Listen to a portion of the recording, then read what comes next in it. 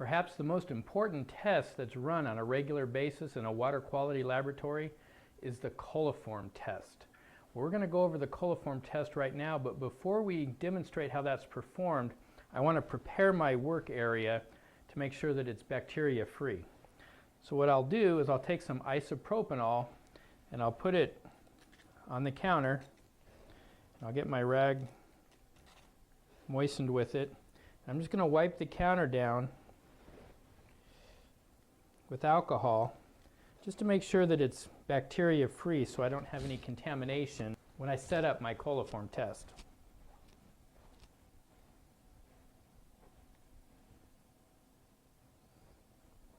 Wax on, wax off, grasshopper. Just like that. Well, now that I've prepared the work surface, I'm ready to proceed with the test. But before we do, a couple of things. What we'll need for this analysis is a sterile bottle, and in this bottle we have sodium thiosulfate. It's just a white powder down at the bottom. If you can come in close, you can see that there's sodium thiosulfate. And what the sodium thiosulfate does is it removes any chlorine residual that's in the sample that could prevent the growth of microorganisms that we're trying to detect. We also have our ColAlert reagent. What we need now is a sample in our sterile bottle. Let's go out to the field and get a 100 milliliter sample, and then we'll come back to the lab and set up our presence-absence coliform analysis. When we arrive at the sample site, we first want to open up the cylinder and start flushing the line before we collect our sample.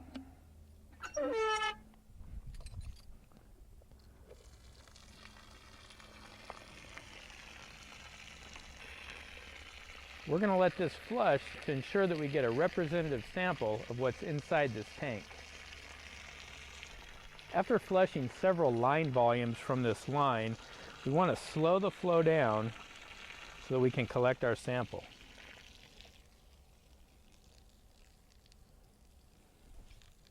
First thing I'll do is measure temperature.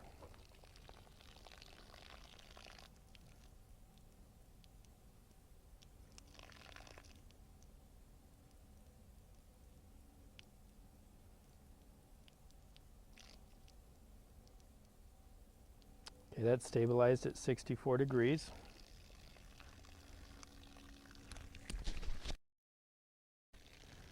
We'll collect our chlorine sample.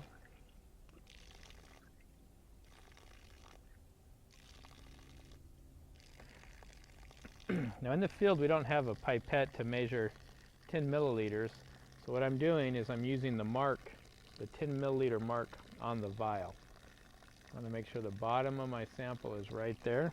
There's my 10 milliliters for my chlorine analysis.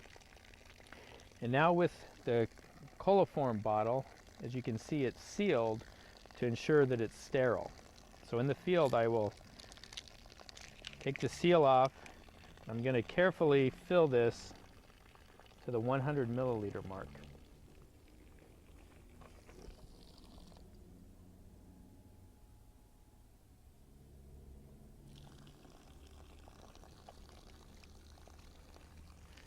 Okay, I got my 100 milliliter sample, and that concludes this evolution.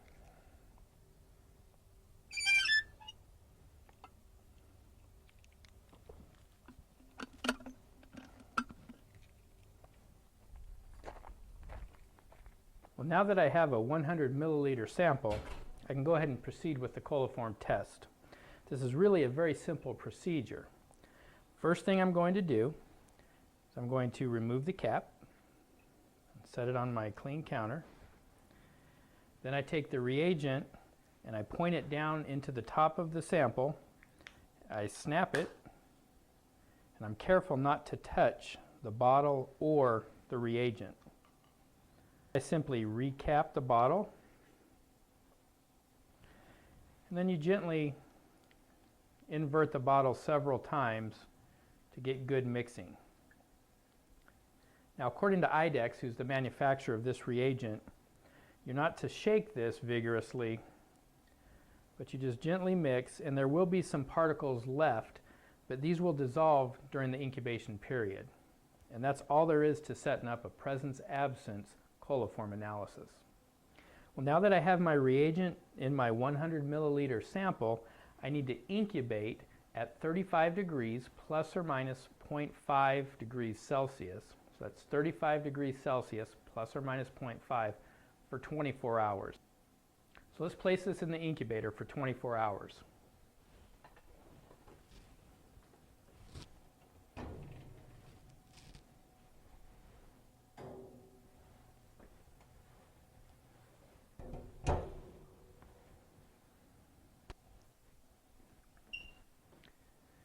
After 24 hours, it's time to check our sample.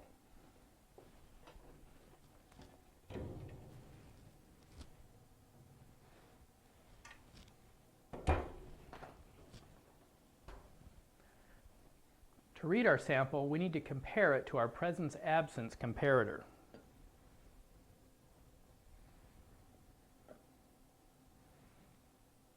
Now, a positive sample would be if our sample was greater than the color of the comparator. As you can see, our sample is clear and the comparator has a yellow tinge to it. So anything darker than the comparator would be a positive sample. If we have a sample that's coliform positive, we then need to check to see if it's also E. coli positive. To do that, we use an ultraviolet lamp to see if the sample fluoresces. To enumerate the bacteria concentration, you follow the same procedure for the presence-absence, but then there's an additional step. We'll use what's called a quantitray that has multiple cells that we'll pour the sample into once we've added the reagent to it.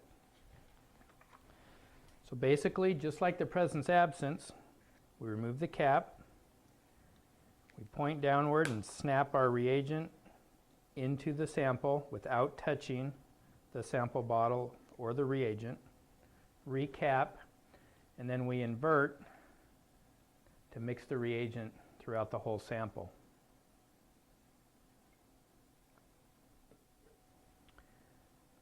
Now what we'll do is we'll open up this quantitray and we'll pour the sample with the reagent into it. Then we'll seal it and incubate that for 24 hours.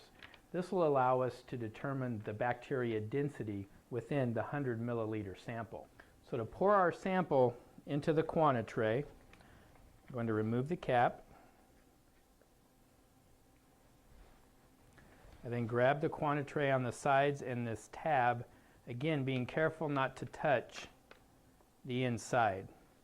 Once I have it opened, I can take my sample and pour it straight into the top.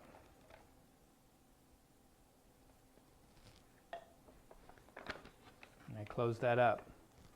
Now there may be some air bubbles down in the bottom in these smaller wells.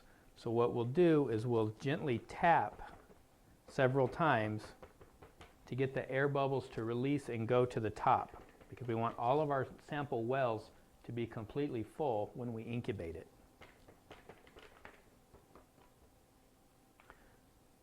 Okay, now that all the air bubbles are gone, we're going to go place this into the sealer and seal it so we can then incubate it. Now the sealer uses heat to seal around the edges of the quantitray. We place the quantitray in the rubber insert. Make sure it's aligned. And then we just place it in and it automatically feeds it through.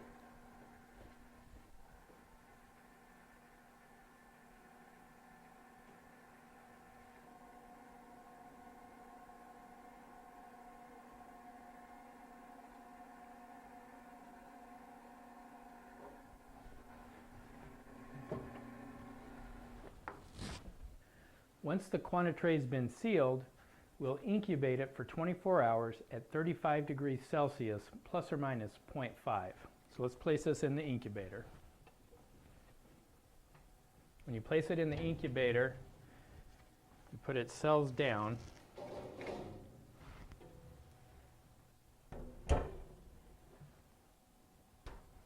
Now in 24 hours, we'll come back and we'll see if we have any positive wells. Just like in the presence-absence test, we also have a comparator for the quantitray. So this has a slight yellow tint to it. When we look at our quantitray, anything that is darker than this will be considered positive. Well, let's go ahead and take out our quantitray and see how we did. I actually have two in here. One is a drinking water sample, and the other is a raw water sample.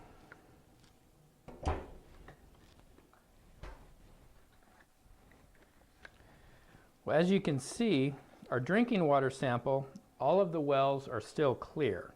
So since there's no yellow tinge to them, they're all negative. So we had no detectable coliform bacteria in the drinking water sample. Well, in the raw water sample, we have a lot of positives. As you can see, in relation to the comparator, it's much darker. So everywhere that we have a well that's darker than the comparator, we count that as a positive. Now you'll notice all the large wells are positive, but there's some small wells that are not positive. So we need to count the number of positive wells, and then we'll look at our chart to determine what the most probable number of coliform bacteria is for this 100 milliliter sample. So if you have 49 large wells that are positive and 12 small wells that are positive, you would run your finger down the list to find 49, which is at the bottom, and then you go over to the 12 column. You can see that your MPN result is 224.7, most probable number per 100 milliliters of sample.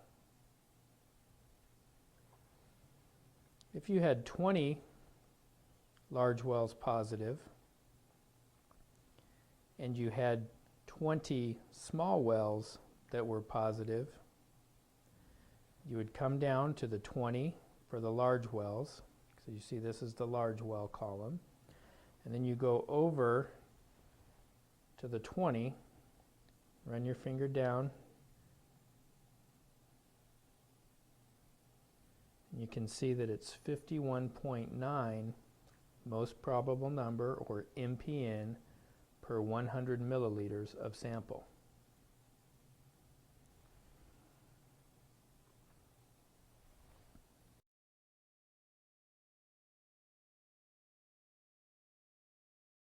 When we do our total coliform analysis and also our E. coli analysis, whether we're doing the presence-absence or we want to quantify it by using the quantitray method, there's several things that we need to do. First, we start off with a sterile, transparent sample bottle. And this sample bottle is sterilized, and then it comes delivered with a seal, so it ensures that it's sterile when we go to collect our sample. Inside the sample bottle, we have sodium thiosulfate.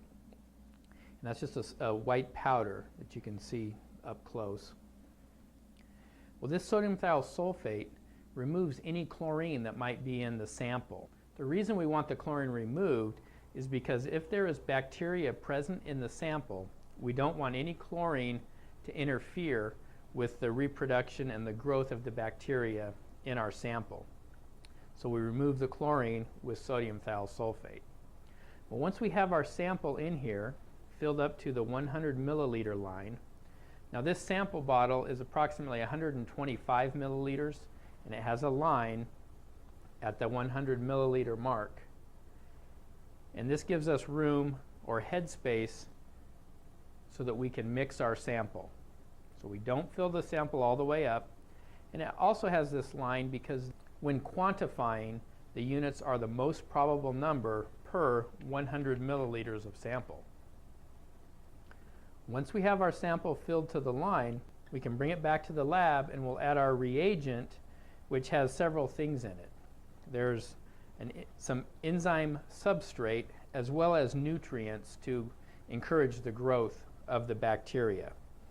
And by putting this enzyme substrate into the bottle in the presence of bacteria, the bacteria will produce enzymes as part of their normal life process, and those enzymes will hydrolyze the different substrates, one of which will turn yellow. That's a chromogenic reaction. The other is a fluorogenic reaction, meaning that it will fluoresce. So the total coliform group bacteria, or the indicator that's used, that enzyme produces a color change to yellow. Now if the color changes to yellow and it fluoresces, that indicates that there's E. coli present.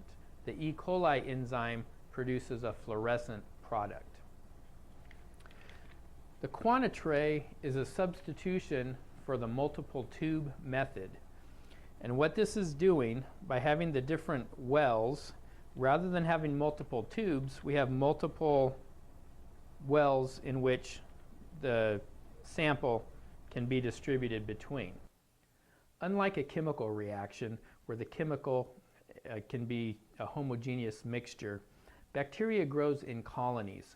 So when we add our reagent and invert it, the colony groups will be distributed amongst these wells. So some of the wells will become positive and some will become negative, depending on the density of the bacteria population. As you can see on this quantitray, not all of these small wells are positive, and this shows the distribution of the various colony forming units of the coliform bacteria group.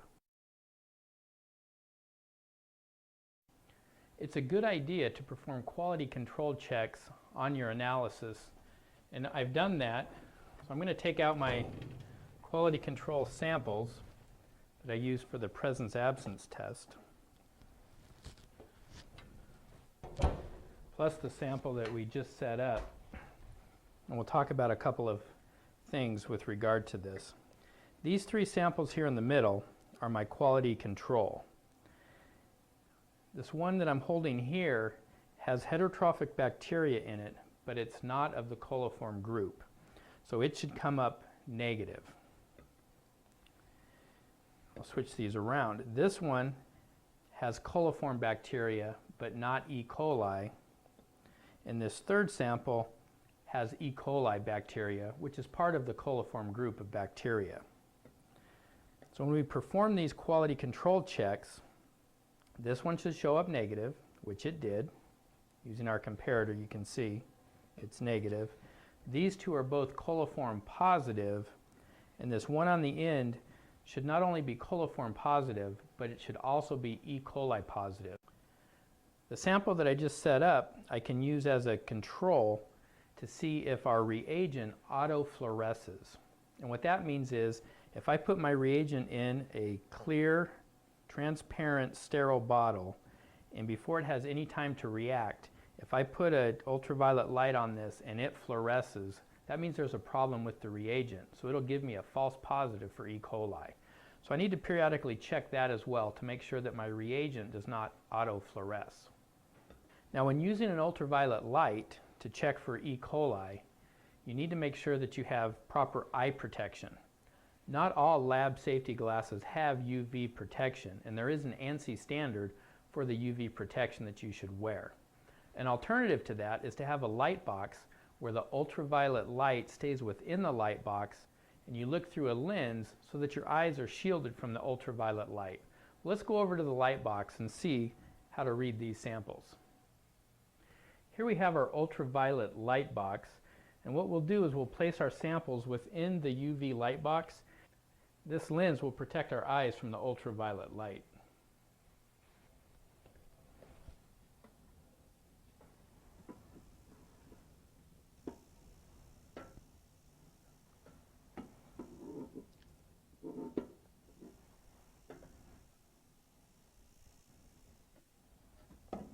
I'm going to check this bottle for autofluorescence.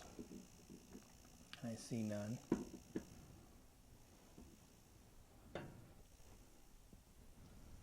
Here's the comparator.